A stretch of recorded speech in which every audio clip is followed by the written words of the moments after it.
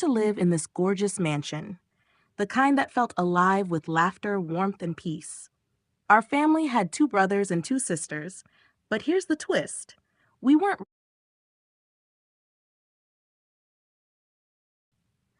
We used to live in this gorgeous mansion, the kind that felt alive with laughter, warmth, and peace. Our family had two brothers and two sisters, but here's the twist. We weren't real siblings.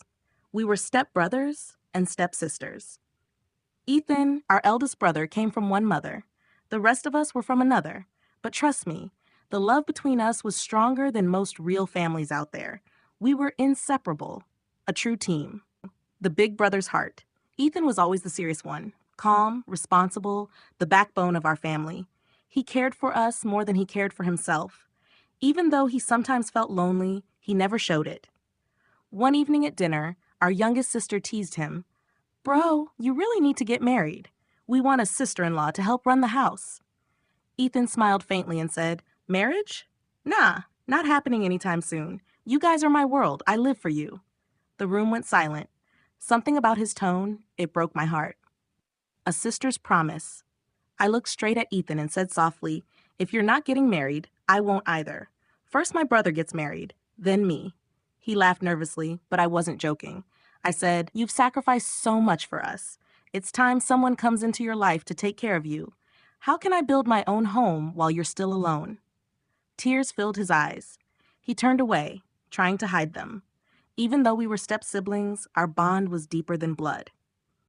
What we didn't know back then was the real reason Ethan avoided marriage. He carried an old wound, something that still haunted him. Years ago, he had proposed to a girl he really liked, but instead of saying yes, she laughed in front of everyone. She mocked him, saying, "You can barely breathe properly and you want to marry me?" That moment broke him. He never talked about it again. He just quietly decided he'd never open his heart that way again. Then one day, fate stepped in. Ethan's driver got into an accident. Ethan rushed him to the hospital, and of course, we all went along. That's where we met Isabella, the driver's daughter, and her family. She was angry, scared, and emotional. She yelled at Ethan, "You rich people only care about yourselves. My dad almost died because of your carelessness." We were stunned, but even in that moment, we couldn't help but notice how beautiful she was. Her parents apologized to us, and that somehow made us respect them even more. When we got back home, the three of us couldn't stop talking about Isabella. "She's beautiful, bold, and confident," my sister said. Then she smirked. "Imagine her as our sister-in-law." We laughed, but soon that joke turned into a plan. We decided to convince Ethan to marry her. At first, he refused, but after days of our pleading, he finally said yes. None of us knew that this decision would change everything forever. The unexpected bride. After Ethan's driver got hurt in that accident, we all ended up at the hospital. That's where we met Isabella, the driver's daughter, and man, she had an attitude. She snapped at Ethan like, "You rich people don't give a damn about your workers." We were shocked, but honestly, she was gorgeous. Later, we couldn't stop talking about her. My sister even joked she'd actually make a perfect wife for Ethan. Next thing you know, we were all planning how to set them up. Ethan tried saying no, but we kept pushing till he finally said, "Fine, whatever makes you happy." The past nobody knew thing is, none of us knew Isabella had a boyfriend, some dude named Adrian. He came from a rich family, while Isabella was middle class. Adrian's mom hated her guts and literally humiliated her once, saying, "Girls like you trap rich boys all the time. Stay away from my son." After that, Isabella swore she'd prove her worth. And when she found out Ethan was marrying her, she straight up went to Adrian's house like, "Well, guess what? I'm marrying one of California's top businessmen. Still think I'm beneath you?" She threw the wedding invite right in their faces and walked out. Yeah, revenge was her favorite color. The wedding disaster. The wedding prep was going crazy. Lights, music, laughter, until things took a dark turn. Ethan, being honest as hell, told us to let Isabella's family know about his asthma. We forgot. When we finally did, her parents didn't really care. They were just happy the wedding was happening. But on the big day, Ethan's allergy kicked in because of someone's heavy perfume. He started coughing, gasping for air. And instead of helping, Isabella screamed in front of everyone, "You never told me he was sick. I'm not marrying him." She locked herself in a room, Total drama. The deal. Ethan, heartbroken but calm, went to talk to her. He said, "Please don't call off the wedding. My sister postponed her marriage until I got married." He even promised, "Marry me for now. If you want a divorce after a month, I won't stop you." Still, Isabella refused. So Ethan said, "Fine, I'll give you an apartment in your name. Just don't embarrass both families." That's when she suddenly went silent, and after a moment, she agreed. The wedding continued. Fake smiles, fake blessings, but deep down, everyone knew it wasn't love. The game begins. When Isabella moved into Ethan's mansion, her jaw literally dropped. That place was massive. Gold chandeliers, marble floors, everything. She instantly thought, "Damn, I should have asked for the mansion, not just that apartment." A few days later, after my sister's wedding, Ethan handed Isabella the apartment papers. She refused to take them. He was confused, like, "What's wrong? You don't want it anymore?" And out of nowhere, Isabella smiled sweetly. "Ethan, I don't want property. I want you. I think I've fallen for you." We didn't buy it for a second. That girl was playing a whole new game. The jealous queen. At first, things seemed fine. Our newlywed sister came to visit with her husband, and Ethan surprised them with honeymoon tickets. Isabella's face twisted instantly. Pure jealousy. She stormed off to her room like a spoiled kid. When Ethan went to check on her, she acted cold. "Do I look like I care about some stupid trip?"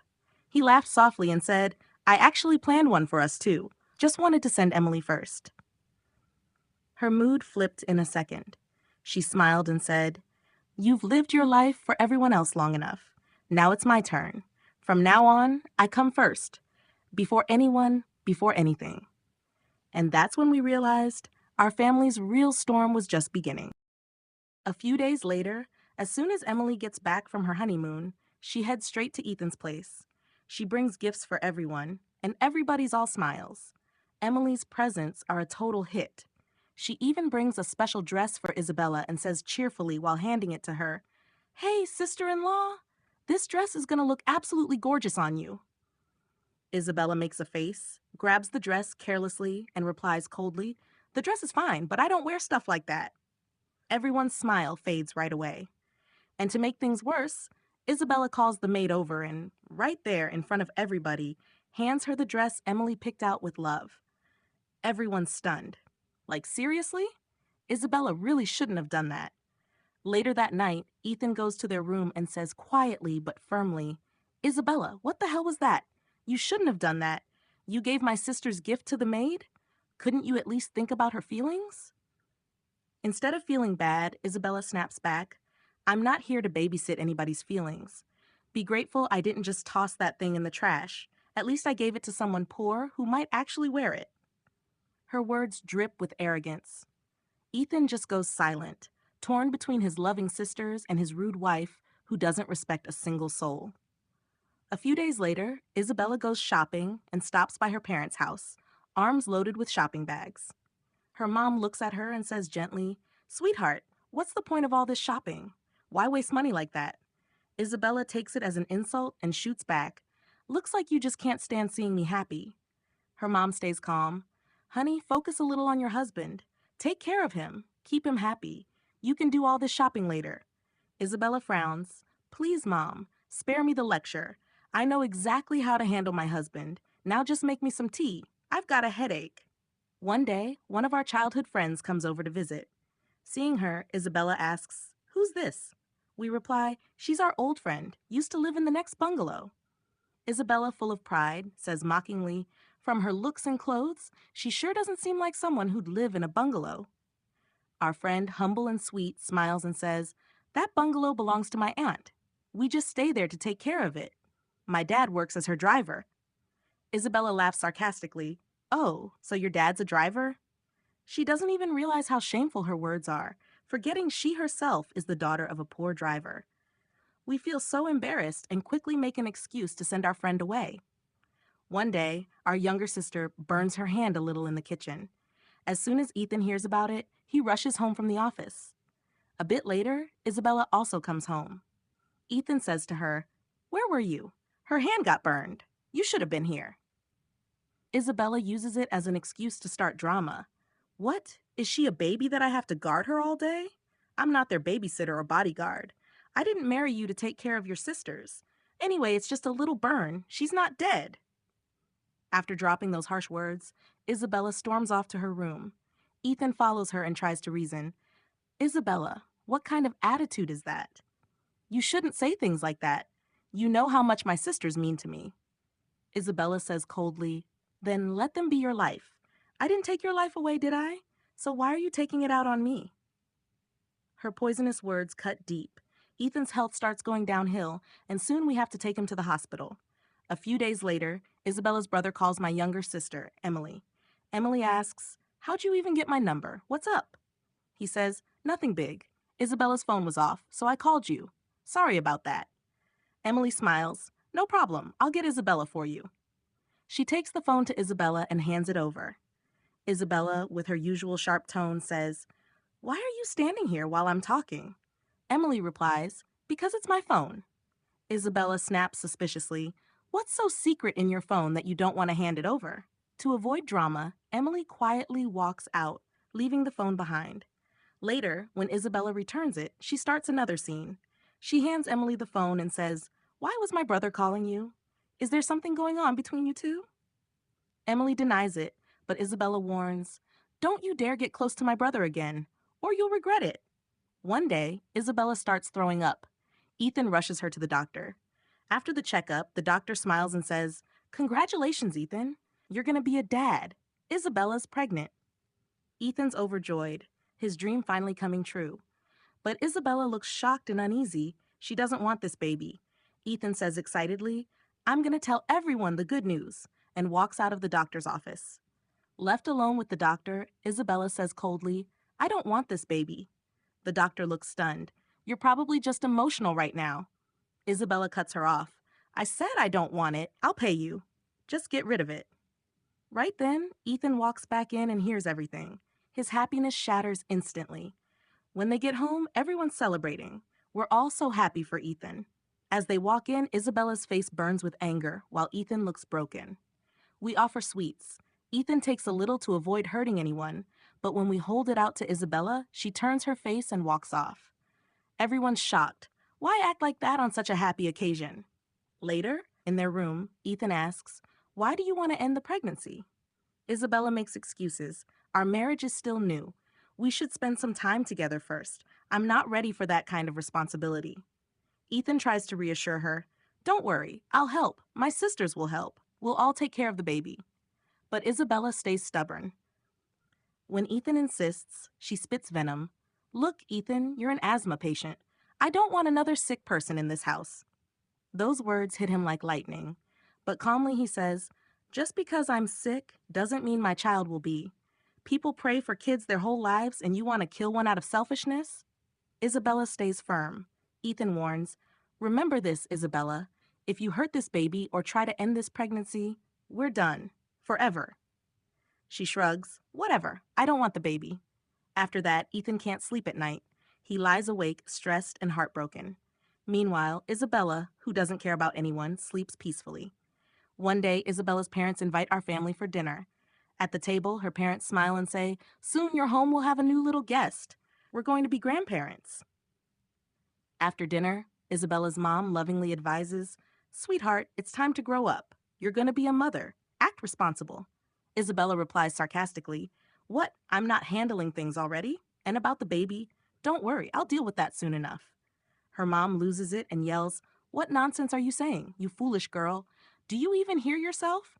A child is God's blessing, and you're rejecting it? A woman without children is like barren land to her husband. Many women lose their marriages because they can't conceive. And you call it a problem? Be thankful you have a patient, kind husband like Ethan. Otherwise, a rich man like him could have had 1,000 better choices than you. Next morning, Isabella's dad sees her still home and asks, why didn't you go back with Ethan? What's going on? Her mom snaps, ask your spoiled daughter. When her dad learns she wants to end the pregnancy, he explodes. I've supported you your whole life, but if you go through with this, my doors are closed for you forever. Seeing Ethan's disappointment and her parents' anger, Isabella drops the abortion idea, for now. She realizes that without Ethan, her luxurious life would vanish. But soon she finds a new reason to stir up drama again. She always needs someone to fight with. One day, she sees that same friend at the house and says harshly, "What's she doing here again?" We say, "Sister-in-law, we told you before. She's our childhood best friend. She's just here to visit." Isabella mocks. "Doesn't she have her own house or something better to do than sit here all the time?" Hearing that, our friend gets upset and quietly leaves. One day, Isabella's ex-boyfriend spots her with Ethan but ignores her. Later, he calls her, but she can't answer in front of Ethan. The next morning, she keeps wondering why he even called. Another day, Isabella's brother comes over to drop off some stuff. The door's locked, so he calls Isabella, but her phone's off. He ends up calling Emily instead. She doesn't pick up the first 2 times, but finally answers on the third ring. Emily asks, "Why are you calling me again?" He explains the reason, and Emily apologizes and lets him in. He says, "Maybe you got upset the last time I called?" Emily replies, "No, not at all. It's just that last time Isabella created unnecessary drama over your call. I didn't want that to happen again." He says regretfully, "I'll talk to her about that." Then he hands Emily Isabella's stuff and leaves. When Isabella comes home and sees her things already there, she asks, "How did this stuff get here?" Emily explains everything, but Isabella still snaps, "Emily, you better not try to get close to my brother again." Her words leave Emily heartbroken. She thinks to herself, "What's wrong with this woman? Why does she always need to start a fight, always twisting things for no reason?"